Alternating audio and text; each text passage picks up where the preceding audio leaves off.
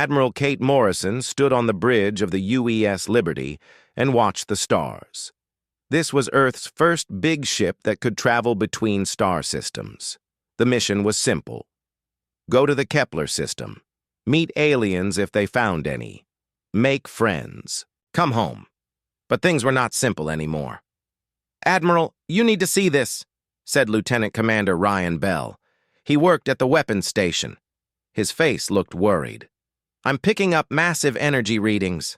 Looks like a space battle." Kate walked over to Ryan's station. The screen showed bright flashes of light in the distance. Ships were shooting at each other. Big ships. Lots of them. "How many?" Kate asked. "At least 200 ships, ma'am. Maybe more. They're really going at it." Dr. Lisa Grant rushed onto the bridge. She was the ship's alien expert. Her hands held a tablet with data scrolling across it. "Admiral, I've been listening to their radio signals. They're speaking two different languages. This is a war between two alien races." Kate felt her stomach drop. Earth had sent the Liberty on a peace mission. They wanted to shake hands with aliens and trade stories. Nobody expected to find aliens already killing each other. "Can you understand what they're saying?" Kate asked Lisa. "Some of it. The computer is working on translations. One group calls themselves the Zephyrian Coalition. The other is the hegemony of Krell. From what I can tell, they've been fighting for a very long time." Captain Jake Sullivan walked up to them. He was Earth's top diplomat on the ship. His job was to talk to aliens and make peace. "How long is a very long time?" Lisa looked at her tablet again. "Based on their communications, this war has been going on for over 300 years. Everyone on the bridge went quiet. 300 years of war. That was longer than the United States had existed. These aliens had been killing each other since before humans invented the steam engine." "Admiral," Ryan said, his voice tight. "Something's happening. Both fleets are changing course." Kate looked at the main screen. The alien ships were turning. They were not shooting at each other anymore. They were pointing toward the Liberty. "Are they coming for us?" Kate asked. "Yes, ma'am. Both fleets. They're moving this way." Jake stepped forward. "Maybe they want to talk. This could be good. We can help them make peace." But Lisa was shaking her head. She was reading more alien messages. "I don't think they want to talk, Jake. Listen to this." She played an audio file. Alien voices spoke in harsh, clicking sounds. The computer's translation came through speakers. "Unknown vessel detected. Energy signature unlike anything in our databases. Weapons unknown. Defensive capabilities unknown. Threat level cannot be determined," another voice spoke. This one sounded different. More growling. "Zephyrian fools, you see it too. This ship does not match any known technology. Our war means nothing if this new species chooses a side." Kate felt ice in her veins. "They think we're a threat." "More than that?" Lisa said. She was pale now. "They're scared of us." Ryan checked his weapons display. "Admiral, our defensive systems are working fine. Our weapons are online. But we're just one ship. They have hundreds." "It doesn't matter," Lisa said. She had found more alien communications. "Listen to this. It's from the Zephyrian commander." The translation played. "All units, maintain distance from unknown vessel. Analysis suggests their technology exceeds our current understanding. Energy output alone indicates weapons capability beyond our defensive measures." Jake looked confused. "That can't be right. We're not that advanced. We just figured out how to travel between stars." But Kate was starting to understand. She had studied military history. Sometimes the side with newer weapons won against bigger armies. "Lisa, what kind of weapons do these aliens use?" Lisa worked on her tablet. "From what I can see, they're using plasma cannons and particle beams. Their shields are electromagnetic barriers. Pretty standard stuff." "Standard for them," Kate said. "But what do we have?" Ryan answered. "Fusion torpedoes, quantum disruption, beams, adaptive plasma shields, magnetic acceleration cannons." "And they've never seen anything like that," Kate realized. The alien fleets were getting closer. Both sides had stopped fighting each other completely. Now they were working together, forming a wide circle around the Liberty. Admiral, incoming. Transmission, said Lieutenant Amy Parker at the communication station. It's coming from both fleets. They're broadcasting on the same frequency. Put it through. The main screen flickered. Two alien faces appeared side by side. One looked like a tall, thin human with purple skin and large eyes. The other was shorter and bulkier, with gray skin and what looked like natural armor plates. The purple alien spoke first. Unknown vessel, this is Fleet Commander Vexstar of the Zephyrian Coalition. State your intentions. The gray alien spoke next. This is War Leader Grakton of the Krell Hegemony. Your presence here threatens the balance of our conflict. Explain your purpose. Jake stepped forward. This is Captain Jake Sullivan of the United Earthship Liberty. We come in peace. We're explorers from the planet Earth. We had no idea you were fighting here. Both aliens looked at each other. They spoke in their own languages for a moment. Then Vexstar turned back to the camera. Earth is not in our databases. Your technology is unknown to us. How long has your species possessed interstellar travel? This is our first trip to another star system, Jake said honestly. The aliens looked shocked. Grakton spoke with disbelief. Impossible. Your ship's energy signature indicates advanced weapons and defense systems. No species developed such technology during their first interstellar voyage.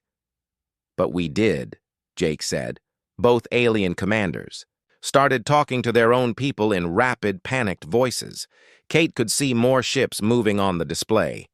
The alien fleets were backing away from the Liberty, but they were also calling for more ships. Lisa was getting more translations. Admiral, they're sending emergency messages to their home worlds. They're calling this a first contact crisis. Crisis?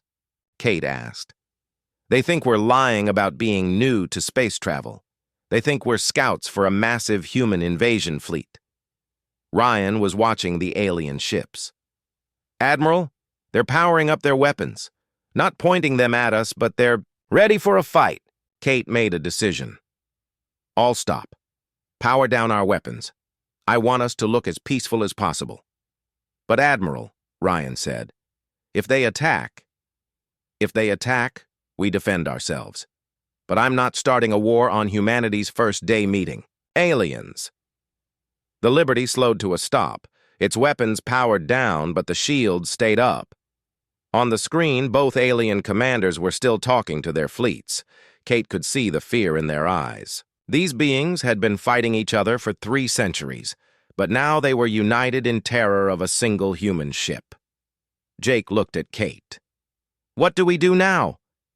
Kate watched the alien fleets positioning themselves in defensive formations. 2. Species that had been killing each other moments ago were now working together against humanity. Now we try to convince them we're not here to conquer the galaxy, Kate said, and hope they believe us.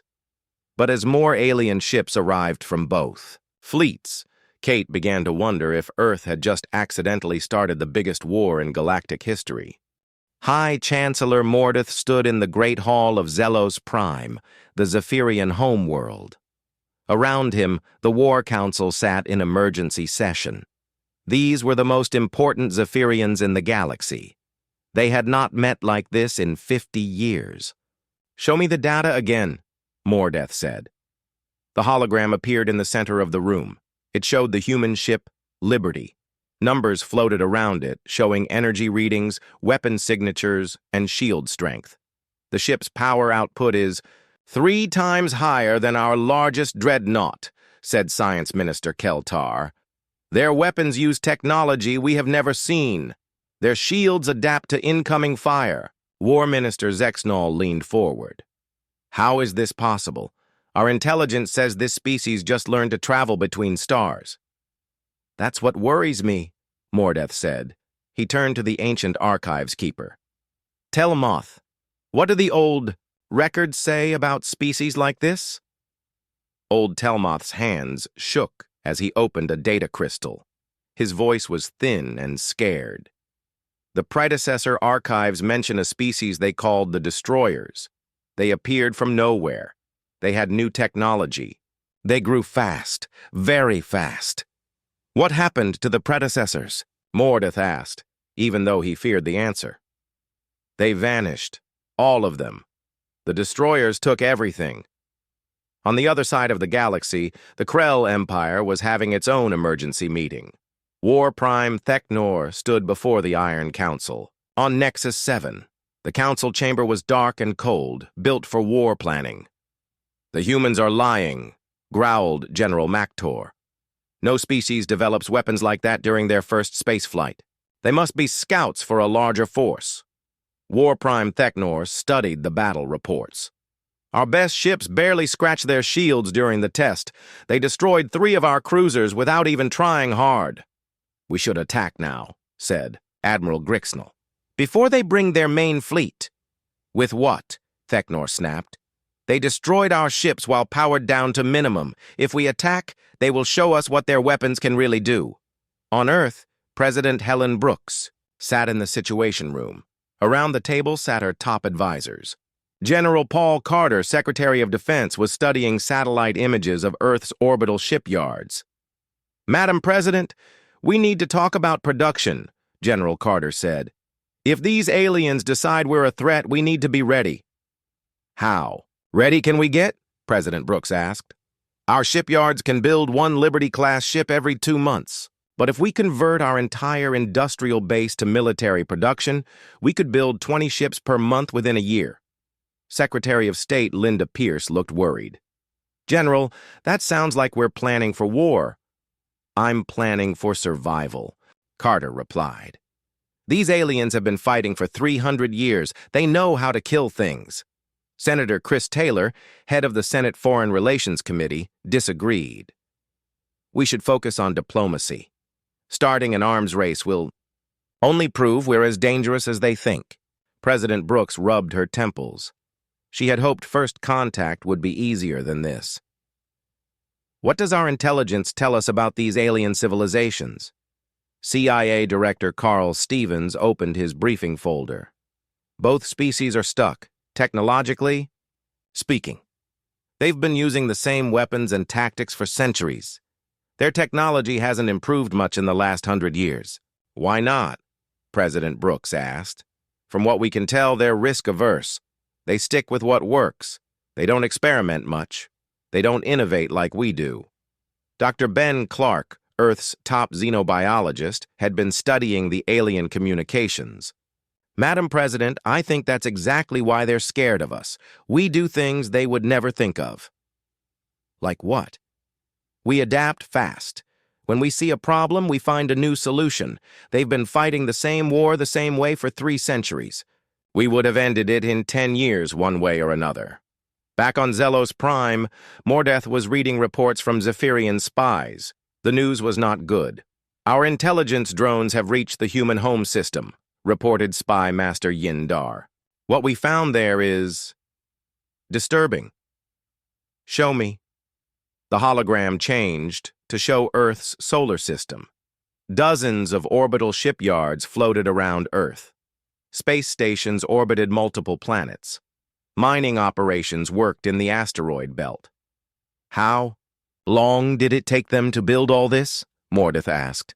"Based on energy signatures and construction materials, less than 50 years, maybe 30. The War Council fell silent. It had taken the Zephyrians 200 years to build their first orbital shipyard. "There's more," Yindar continued. "Their industrial capacity can be converted to military production very quickly. If they decide to build a war fleet, they could have 100 ships within a year." War Minister Zexnol stood up fast. "We need to attack now, before they build more ships." "Attack with what survivors?" Mordeth asked coldly.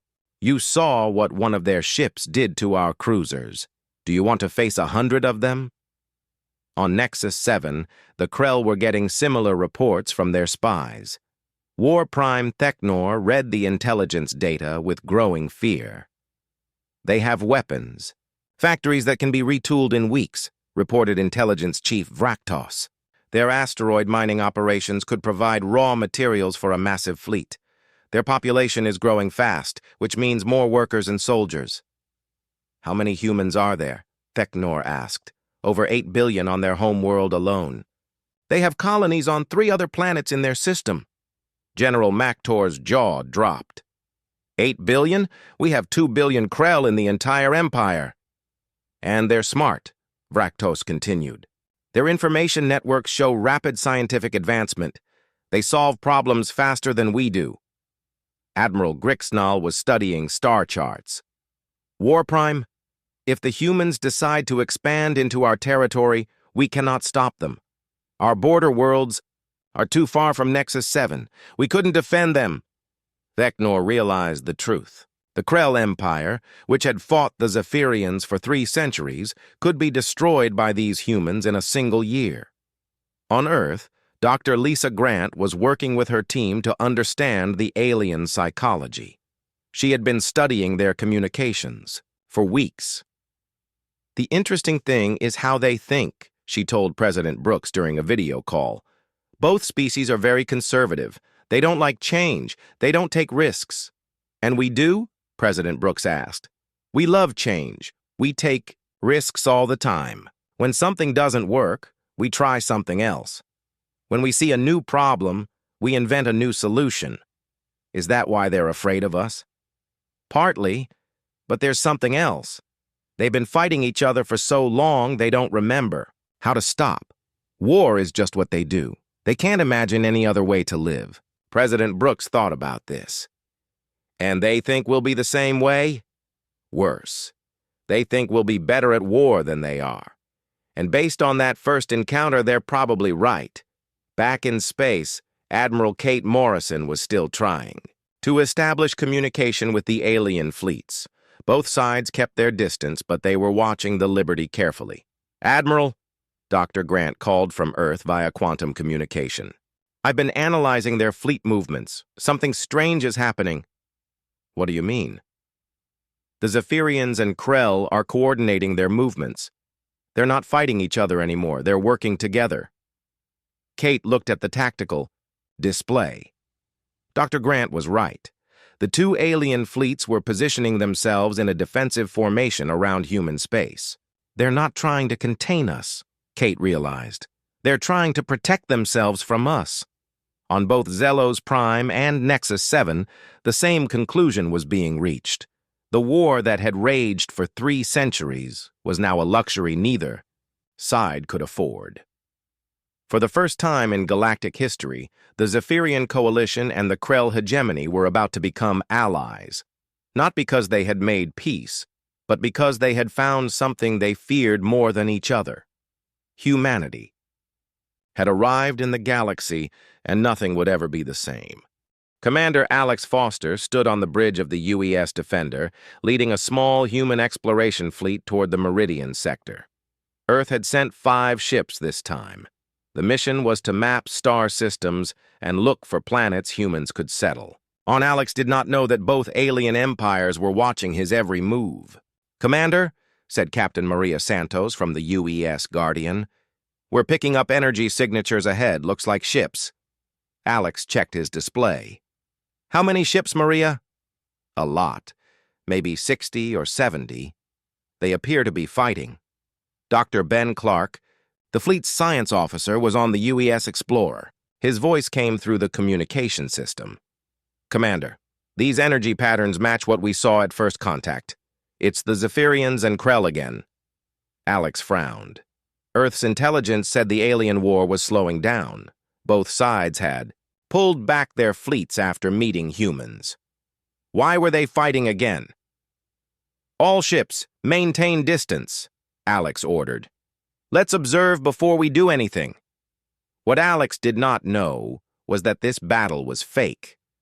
The Zephyrians and Krell had planned it together. They wanted to see how humans would react to a large space battle. On the Zephyrian command ship, Fleet Commander Vextar watched his screens. The human ships have arrived. Begin the test. On the Krell battle cruiser, War Leader Grakton gave similar orders. Start the engagement. Make it look real, but watch for human tactics. The alien ships began firing at each other. Plasma beams lit up space. Energy shields flared as they absorbed hits. Ships moved in formations that both sides had used for decades. Alex watched the battle through his ship's sensors. Something felt wrong. "Ben, are you seeing this?" Alex asked. "Yes, Commander. Their tactics are very predictable. They're using standard formation attacks. No innovation at all." Captain Santos had been studying the battle for 20 minutes. "Commander, I think I see their weakness. They're fighting like they have rule books. Same moves, same patterns." "What do you mean?" Alex asked. "They approach in lines, they fire in volleys, they retreat in formations. It's like watching a chess game where both players only know the first 10 moves." Dr. Clark was analyzing the alien weapons. "Commander, their technology hasn't changed since we first met them. Same plasma cannons, same shield frequencies. They're not adapting at all." Alex made a decision that would change galactic history. "All ships, prepare for tactical demonstration." "Sir?" Captain Santos asked. "If they want to see how humans fight, let's show them. But we're not here to hurt anyone. Set weapons to minimum power. Target their shield generators only." The human ships moved forward. Instead of flying in straight lines like the aliens, they spread out in a complex pattern. The Defender went high, the Guardian went low, and the Explorer moved to the side. On the alien command ships, alarms started ringing. "What are they doing?" Vextar asked his tactical officer. "Unknown, sir. Their formation does not match any pattern in our database." The human ships moved faster than the aliens expected. They used short-range teleportation jumps to appear in unexpected places. Their weapons fired in coordinated patterns that confused. "Alien targeting systems." "Impossible," Gracton growled. "How are they moving like that?" His science officer checked the readings 3 times. "War leader, they are using quantum displacement drives. We have never seen this technology before." The human fleet attacked 6 alien ships at once. Instead of shooting directly at them, the humans fired at space around the alien ships. The shots created energy fields that trapped the alien vessels. "What just happened?" Vextar demanded. "The humans have created containment fields around our ships. Our weapons cannot fire out, but their weapons can fire in." Alex's voice came over the communication channels. "Alien vessels, this is Commander Foster. We have disabled your weapons temporarily. This was a demonstration only. We mean no harm." But the demonstration was too effective. The 6 trapped alien ships could not move or fight. The humans had defeated them in less than 5 minutes using weapons the aliens had never seen before. On both command ships, panic spread through the crews. "Signal all ships," Vextar ordered. "Emergency retreat. Code black." "All units, fall back to safe distance," Gracton commanded. "Alert the home worlds. The humans are more dangerous than we thought." But the staged battle had become real. When the alien ships tried to retreat, they got in each other's way. Some Zephyrian ships accidentally fired on Krell vessels. Some Krell ships fired back. "Commander," Captain Santos called, "the alien fleets are shooting at each other. It looks like their retreat is causing friendly fire incidents." Alex watched in horror as the fake battle turned into a real disaster. Ships exploded. Debris scattered through space. The organized retreat became chaos. "All ships, move to assist," Alex ordered. "Target the ships in distress. Use tractor beams to pull them away from the fighting." The human ships moved into the middle of the alien battle. They used their advanced shields to protect damaged alien vessels. They grabbed ships with tractor beams and pulled them to safety. Dr. Clark was working fast. "Commander, I'm detecting life support failures on multiple alien ships. We need to help them." "Do it," Alex said. "Save everyone you can." The human ships worked for 2 hours, rescuing alien crews from damaged vessels. They used their medical technology to treat wounded aliens. They shared their emergency supplies with ships that had lost power. When the rescue was over, the humans had saved over 3,000 alien lives. They had also demonstrated technology that was centuries ahead of what the aliens possessed. Captain, Santos looked at the final casualty reports. Commander, we saved more alien lives today than we have total crew members in our entire fleet. Alex felt sick. This was supposed to be a peaceful exploration mission. Sir, Dr. Clark said quietly, the aliens are broadcasting to their home worlds. They're calling this the worst military defeat in their history. But we helped them. We saved their people. That's what scares them. We defeated their combined fleets, then saved their lives. They don't understand why we didn't just destroy them. On Zelos Prime, High Chancellor Mordeth received the battle report with shaking hands. 5 human ships had defeated 70 alien vessels without even trying hard. Then the humans had rescued their enemies.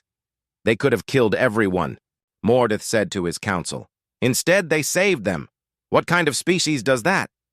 On Nexus 7, War Prime Thecnor was asking the same question. They have weapons we cannot defend against. They have technology we cannot understand. And they use it to save lives instead of taking them. Is that good or bad? Asked General Mactor. I don't know, Thecnor admitted. A species that can destroy us but chooses to save us instead. What do they want? Intelligence reports poured in from both empires. The human ships had used 17 different technologies that neither the Zephyrians nor the Krell had ever seen. Quantum displacement, adaptive energy shields, gravitational manipulation, particle containment fields. But the most shocking discovery was how fast the humans had adapted to the battle. They had analyzed alien tactics in minutes and developed countermeasures on the spot. They don't think like we do, reported Zephyrian Science Minister Keltar. When they see a problem, they immediately start changing their approach. We stick to proven methods. They invent new methods. Back in the Meridian sector, Alex was talking to both alien fleet commanders via video link. Commander Foster, Vextar, said, "We must ask, what do your people want from us?" Alex thought about the question. We want to explore the galaxy. We want to learn about other species. We want to trade knowledge and culture. We want to be friends. And if we refuse? Grakton asked. Then we'll go somewhere else, Alex said simply. The galaxy is big enough for everyone. Both alien commanders looked confused. Species that could conquer the galaxy but would rather make friends. Species that saved their enemies instead of destroying them. Species that would leave peacefully if asked. This changes everything, Vextar said to Grakton after ending the call with Alex. Yes, Grakton agreed. We cannot fight them. We cannot contain them. And apparently, we don't need to fear them. So what do? For the first time in 300 years, both empires faced the same question. How do you deal with a species that is stronger than you but doesn't want to hurt you? The answer would reshape the galaxy forever. Ambassador Elena Rodriguez received the strangest message in human history. It came from both alien empires at the same time. The Zephyrian coalition and the Krell hegemony, who had been killing each other for 3 centuries, were asking for peace talks with Earth. Elena read the message 3 times to make sure she understood it correctly. To the leaders of humanity, we, the Zephyrian coalition and the Krell hegemony, request immediate diplomatic contact. We propose a 3-way peace agreement between our civilizations. We understand that humanity possesses advanced military capabilities. We wish to avoid conflict through negotiation. Please respond urgently. Elena immediately called President Brooks. Madam President, you need to see this. In the White House Situation Room, President Brooks gathered her top advisors. Secretary of Defense Tony Walsh studied the alien message with concern. This doesn't make sense, Tony said. Why would they want peace talks now? A week ago they were afraid we would invade them. Secretary of State Linda Pierce had a theory. Maybe they realized we're not actually planning to invade anyone. CIA. Director Carl Stevens disagreed. Our intelligence says both empires are building massive defenses. They're moving fleets to protect their homeworlds. They're developing new weapons. That doesn't sound like species that want peace. President Brooks turned to Elena. What do you think they really want? I think they're terrified, Elena said honestly. They've seen what our ships can do. They know they can't win a war against us. So they want to make a deal before we decide to take over the galaxy. Dr. Ben Clark, who had returned from the Meridian incident, joined the meeting via video call. Madam President, I've been analyzing alien psychology. Both species think in terms of conquest or surrender. They don't understand our concept of peaceful coexistence. What do you mean? President Brooks asked. To them, if we're stronger, we must want to rule them. They can't imagine a powerful species that doesn't want to conquer everyone else. Tony Walsh was looking at military reports. Ben's right. Our intelligence shows both empires have started evacuation plans for their home worlds. They're preparing for human invasion fleets that don't exist. President Brooks made a decision. Set up the peace talks, but do it on neutral ground. I don't want them thinking we're planning to attack anyone. 3 weeks later, the most important meeting in galactic history took place on Haven Station, a small trading post in neutral space. Ambassador Elena Rodriguez led the human delegation. With her came Captain Nina Foster, Admiral Morrison's diplomatic aide, and Dr. Ben Clark. The alien delegates arrived in massive fleets. The Zephyrians brought 50 warships to protect their ambassador. The Krell brought 60. Both sides were still terrified that this was a human trap. Ambassador Silneth represented the Zephyrian coalition.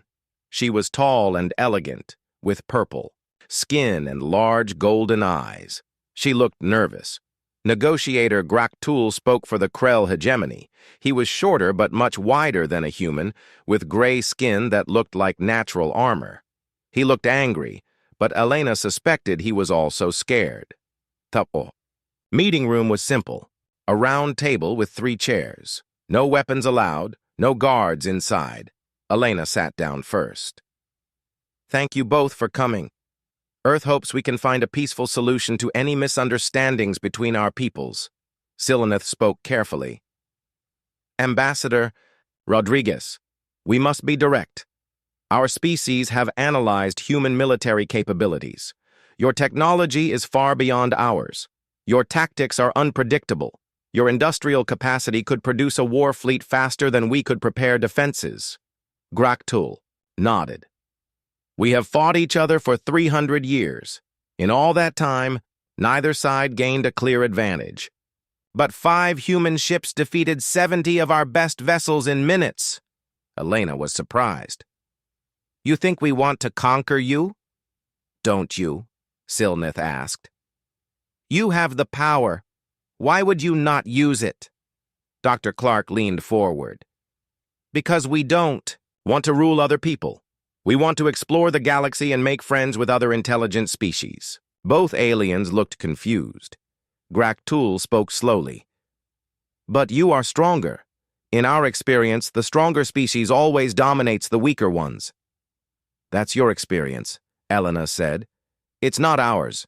On Earth, we've learned that cooperation works better than conquest. Captain Nina Foster had been studying the alien delegation. Can I ask you something? Why have you been fighting each other for 300 years? Silneth and Graktul looked at each other. Silneth answered first. The war began over territorial disputes, colony worlds in contested space. And after 300 years, who controls those worlds? Nina asked. No one, Graktul admitted. They were destroyed in the fighting decades ago. So you're still fighting over planets that no longer exist? Both aliens were quiet for a moment. Finally, Silneth spoke. The war has become traditional. It is what we do. It is what we have always done. Dr. Clark understood. You're not fighting to win anymore. You're fighting because you don't know how to stop. Elena felt sorry for them. What if there was another way? What do you mean? Graktul asked. What if instead of fighting each other or fearing us, we all work together? Silneth shook her head. Impossible. Our species are too different. We think differently. We want different things. Do you? Elena asked. What do Zephyrians want? Most? Security, stability, long-term survival of our people. And Krell? Gractul thought for a moment.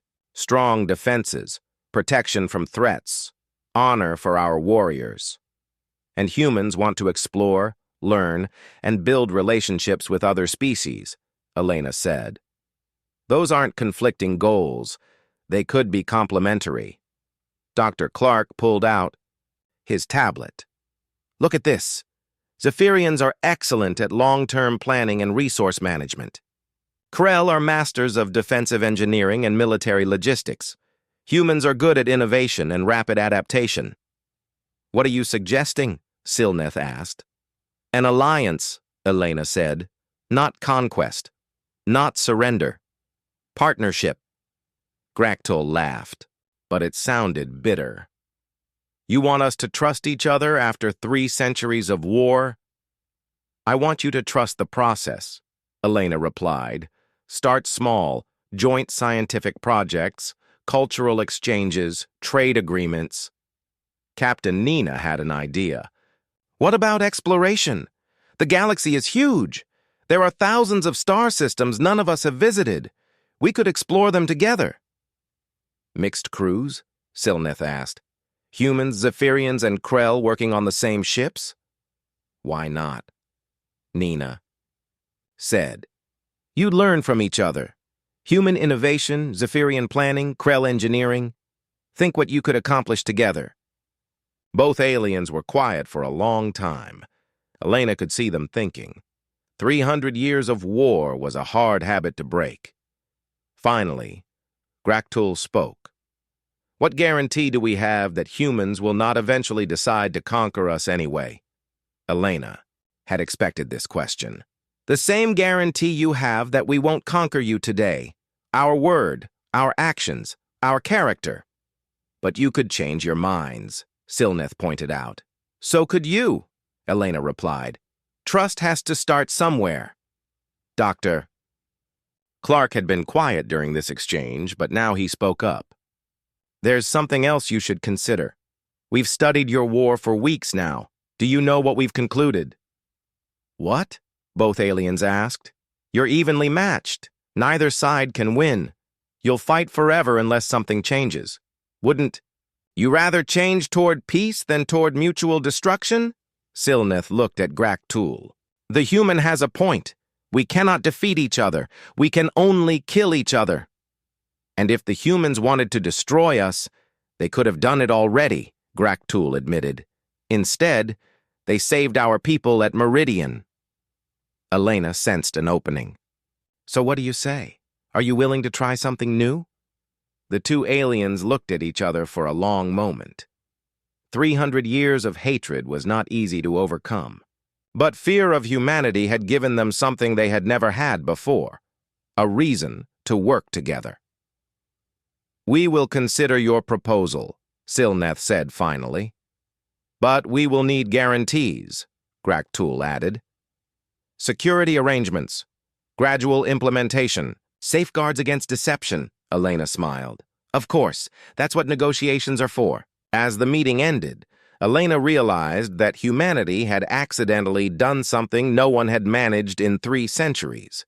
They had given 2 warring species a reason to stop fighting, not through conquest or threats, but through the simple idea that there might be a better way to live.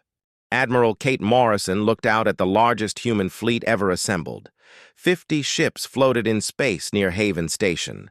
The UES Liberty led them, but she was no longer alone. Earth had built the fleet in just 6 months, showing the galaxy exactly what human industrial power could accomplish.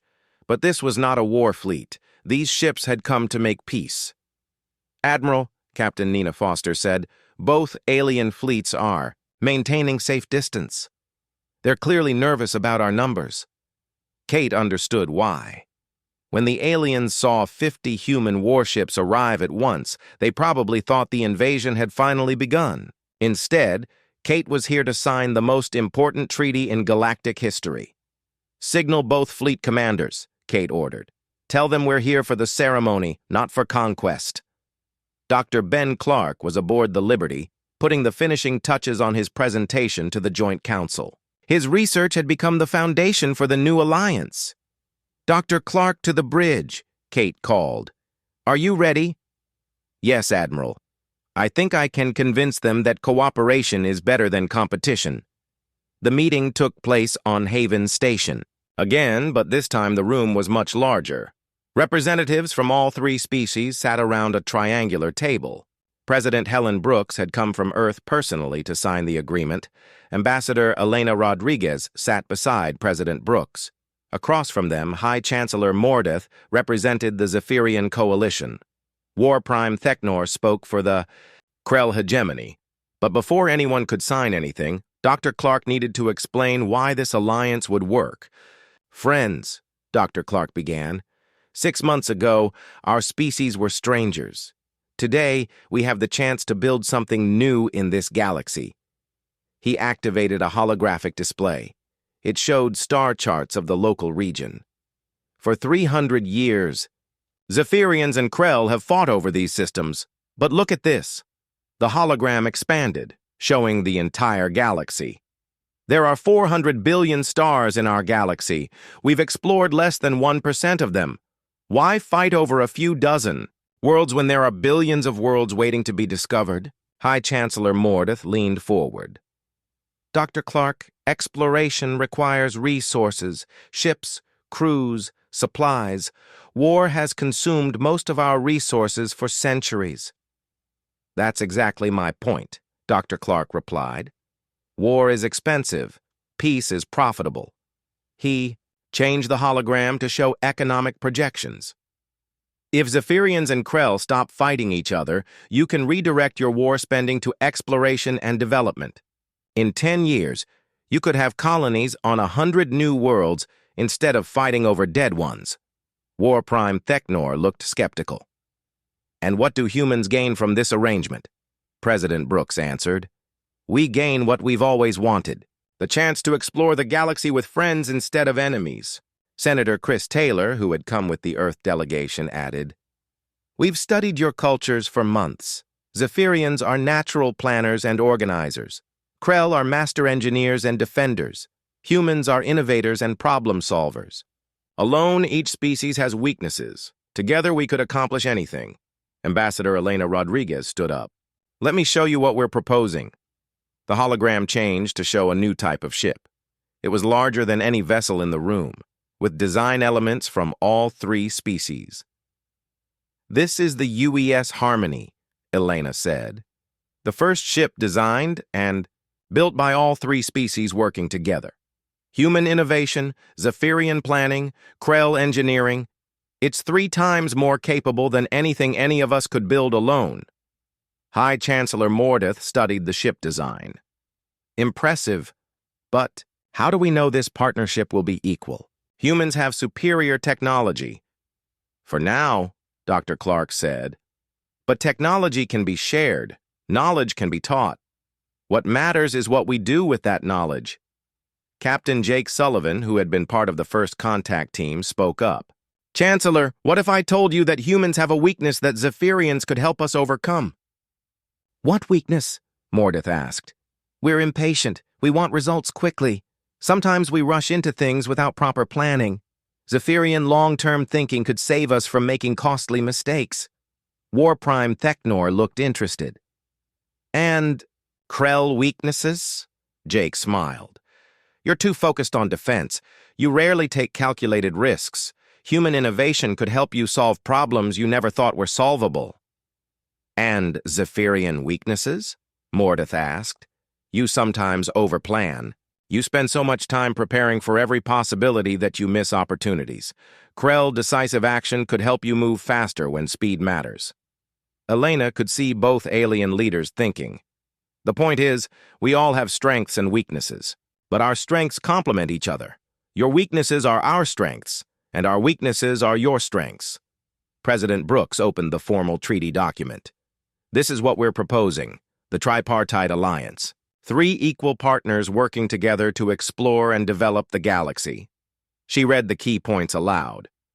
First, immediate cessation of hostilities between Zephyrian and Krell forces. Second, establishment of joint research facilities on neutral worlds. Third, creation of mixed crews for exploration missions. Fourth, sharing of non-military technology between all three species. Fifth, joint colonization of new worlds, with each species contributing their expertise. War Prime Theknor asked the hard question. What about military matters? Our species have been enemies for centuries. How do we trust each other with weapons? General Paul Carter, Earth's top military officer, answered. By making sure none of us needs to fear the others. Joint training exercises, shared defense agreements, transparent communication about fleet movements. And if one species breaks the agreement, High Chancellor Mordeth asked, then the other two species work together to resolve the problem, President Brooks said simply. Three-way checks and balances. Dr. Clark had one more presentation. Let me show you what this alliance could accomplish in 50 years. The hologram showed the galaxy again, but this time hundreds of systems were marked with colonies. Trade, routes connected distant worlds, research stations orbited exotic planets. Human exploration ships crewed by mixed teams could map new star systems twice as fast as any single species. Zephyrian planning could identify the best worlds for colonization. Krell engineering could build colonies that last for centuries. And, together, Elena added, we could encounter other intelligent species as a united alliance instead of as competing empires. Other species? Mordeth asked. The galaxy is huge, Dr. Clark said. There must be other intelligent life out there. When we find them, wouldn't it be better to meet them as friends instead of as rivals? The room was quiet for several minutes. 300 years of war was hard to forget, but the possibility of peace was even harder to ignore. Finally, War Prime, Theknor spoke. I have spent my entire life preparing for war. My father fought Zephyrians. His father fought Zephyrians. But perhaps it is time for my children to build something instead of destroying something. High Chancellor Mordeth nodded slowly. The Zephyrian people are tired of war.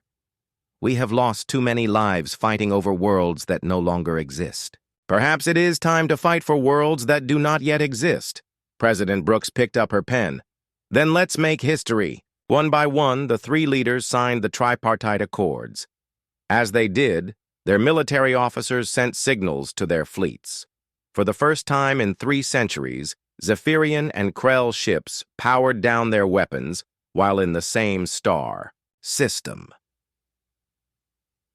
6 months later, Captain Maria Santos stood on the bridge of the UES Harmony as it prepared for its first mission.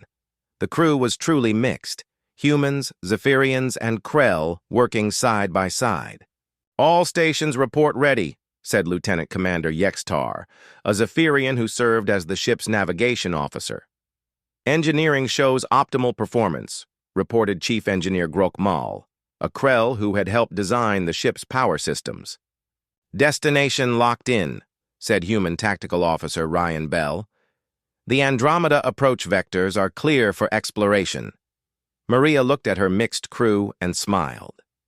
6 months ago, some of these people had been shooting at each other. Today, they were heading into the unknown together. Take us out, Maria ordered. The UES Harmony, the first ship built by 3 species working as one, jumped to hyperspace. Behind it, construction had already begun on 20 more ships just like it. The galaxy was about to become a much more interesting place.